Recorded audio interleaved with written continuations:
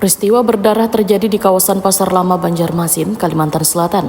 Seorang juru parkir dilaporkan meninggal dunia setelah diduga terlibat konflik perebutan lahan parkir di tengah ramainya pengunjung Pasar Wade Ramadan. Peristiwa tersebut terjadi pada malam Ahad 21 Februari 2026 di kawasan Jalan Pasar Lama Banjarmasin Tengah. Wahai itu kawasan Pasar Wade tengah dipadati pengunjung nang datang berburu kuliner khas Ramadan. Dalam insiden tersebut seorang juru parkir berinisial R berumur 25 tahun mengalami beberapa luka tusukan.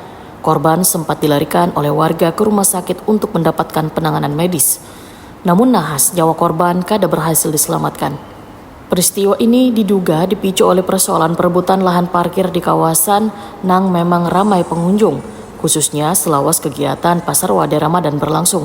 Ketua Komisi 1 DPRD Banjarmasin Aliansa, Baisukan Senin 22 Februari 2026 menyatakan, sangat menyayangkan terjadinya peristiwa tersebut. Ia menilai konflik yang berujung pada hilangnya nyawa seseorang kada seharusnya terjadi hanya lantaran persoalan lahan parkir, apalagi terjadi di awal bulan suci Ramadan. Menurut Aliansa, kejadian ini harus menjadi perhatian serius pemerintah Kota Banjarmasin agar melakukan penataan yang lebih baik terhadap pengelolaan lahan parkir, khususnya di kawasan Pasar Wade Ramadan. Dikarenakan aktivitas parkir di kawasan tersebut seringkali melibatkan banyak pihak yang mencari penghasilan dari keramaian pengunjung. Aliansa menambahkan penataan yang lebih jelas terhadap pengelolaan parkir sangat diperlukan gasar mencegah konflik serupa kembali terjadi di masa mendatang.